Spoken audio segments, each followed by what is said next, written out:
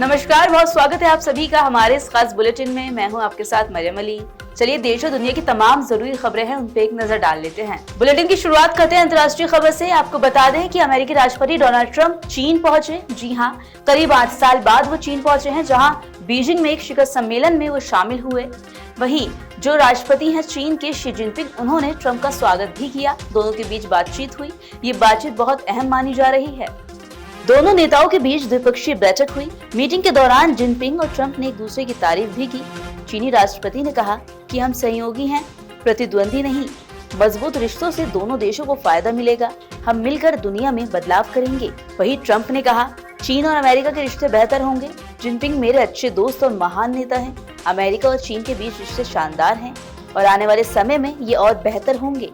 हमारे बीच मतभेद से ज्यादा साझा हित है। आपको बता दें कि ट्रंप की ये यात्रा खास मानी जा रही है। राष्ट्रपति ट्रंप की 2017 की पिछली यात्रा के बाद से किसी मौजूदा अमेरिकी राष्ट्रपति की चीन की ये पहली राष्ट्रीय यात्रा है। वहीं दोनों ही पक्षों को उम्मीद है कि इस सम्मेलन से उनके लगातार तनावपूर्ण होते रिश्तों में स्थिरता आएगी। और गौरतलब है कि टैरिफ, प्रौद्योगिकी और ताइवान जैसे मुद्दों को लेकर वॉशिंगटन और बीजिंग के बीच संबंध हाल के वर्षों में काफी खराब हो गए थे। उधर केंद्र सरकार ने बड़ा फैसला लिया है। उन्होंने चीनी के निर्यात पर रोक लगा दी है। ये निर्यात पर जो रोक है वो फिलहाल 30 सितंबर तक की है। विदेश व्यापार महानिदेशालय ने एक अधिसूचना जारी कर निर्यात नीति में बदलाव किया। ये रोक EU और USA को CXL और TRQ कोटे के तहत एडवांस ऑथराइजेशन स्कीम के तहत और अन्य देशों की खाद्य सुरक्षा जरूरतों को पूरा करने के लिए सरकार से सरकार शिपमेंट के तहत होने वाले चीनी निर्यात पर लागू नहीं किया। इसके साथ ही जो खेप पहले से ही निर्यात की प्रक्रिया में है, उन्हें भी इस रोक से छूट दे दी गई। वहीं वाणिज्य और उद्योग मंत्रालय के तहत आने वाले विदेश व्यापार महानिदेशालय की ओर से इस संबंध में अधिसूचना जारी की गई। इसके मुताबिक ये प्रतिबंध कच्ची, सफेद और परिष्कृत चीनी पर लागू होगा। सरकार ने नीति में बदलाव करते हुए चीनी को निषिद्ध श्रेणी में रखा। सरकार ने कहा कि ये प्रतिबंध मौजूदा टैरिफ दर कोटा और व्यवस्थाओं के तहत यूरोपीय संघ और अमेरिका को चीनी निर्यात पर लागू नहीं किया गया। वहीं गौरतलब है कि केंद्र सरकार ने पहले मिलों को 1.59 मिलियन टन चीनी निर्यात की अनुमति दी थी, लेकिन अब उत्पादन लगातार दूसरे साल खपत से कम रहने की उम्मीद है। प्रमुख गन्ना उत्पादक क्षेत्रों में गन्ने की पैदावार कमजोर हुई। अल नीनो मौसम की स्थिति इस साल के मानसून को बाधित कर सकती है। इससे अगले सीजन का उत्पादन शुरुआती अनुमानों से कम रहने का जोखिम भी बढ़ गया। अब बात करें नीट पेपर लीक मामले की, तो इसमें CBI जांच कर रही है। CBI को ये सौंप दिया गया है कि इसकी जांच हो, जिसमें लगातार CBI बड़े-बड़े खुलासे कर रही है।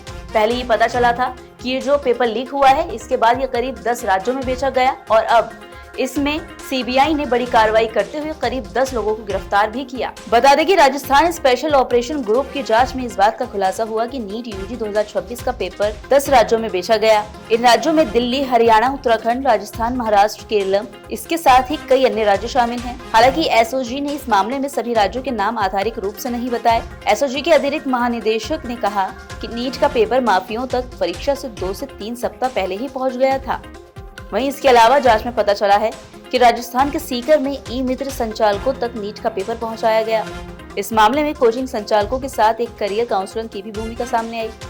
SOG की टीम ने राजस्थान की राजधानी जयपुर के अलावा सीकर और हरियाणा के गुरुग्राम समेत अन्य शहरों से जिन आरोपियों को हिरासत में लिया है, उनमें जयपुर जिले के जमवारमगढ़ के रहने वाले 2 भाई दिनेश बिमवाल और मांगी लाल एक राजनीतिक दल से जुड़े हैं। बीते दिन ये खबर सामने आई थी कि मुलायम सिंह यादव के छोटे बेटे प्रतीक यादव का निधन हो गया, जिसके बाद पूरा परिवार शोक में डूब गया था। अब आपको बता दें कि उनकी पत्नी अपर्णा यादव ने सोशल मीडिया पर साझा करके खबर दी है कि आज करीब 11 बजे उनका अंतिम संस्कार होगा। लखनऊ के बैकुंठ धाम में अंतिम संस्कार किया जाएगा। उनकी पत्नी अपर्णा यादव ने ये जानकारी दी। उन्होंने अपने पोस्ट में लिखा कि ये परिवार के लिए बेहद दुख की घड़ी है और अंतिम संस्कार में सभी की गरिमामयी उपस्थिति प्रार्थनीय है। बता दें कि प्रतीक यादव के निधन की खबर बुधवार सुबह सामने आई। बताया गया कि अचानक तबियत बिगड़ने के बाद उन्हें लखनऊ के सिविल अस्पताल में ले जाया गया, जहां डॉक्टरों ने उन्हें मृत घोषित कर दिया। इस खबर के आने के बाद समाजवादी पार्टी से जुड़े नेताओं और समर्थकों में शोक की लहर है। वहीं पोस्टमार्टम रिपोर्ट के मुताबिक प्रतीक यादव की मौत की वजह पल्मोनरी थ्रोम्बोएम्बोलिज्म बताई जा रही है। आसान भाषा में कहें तो फेफड़ों की नस में खून का थक्का जम जाना, जिसकी वजह से दिल और फेफड़ों ने अचानक काम करना बंद कर दिया। हालांकि डॉक्टरों ने जांच को पुख्ता करने के लिए विसरा और हार्ट के कुछ हिस्सों को केमिकल और हिस्टोपैथोलॉजिकल जांच के लिए सुरक्षित रखा है। वहीं विसरा को जांच के लिए भेज दिया गया। ताकि किसी अन्य रसायन या जहर जैसी संभावना को भी स्पष्ट कर लिया जाए। अब बात करते हैं मौसम की। बीते दिन भी हमने देखा कि मौसम मिला जुला रहा। दिन भर धूप निकली रही, गर्मी रही और शाम होते होते ठंडी हवाएं चलने लगी और कहीं कहीं बारिश भी देखने को मिली। हालांकि ज्यादा बारिश नहीं थी, कुछ इलाकों में बूंदाबांदी हुई है। ऐसे में IMD ने दिल्ली समेत कई और राज्यों में ऐसा ही मौसम बने रहने का अलर्ट दिया है।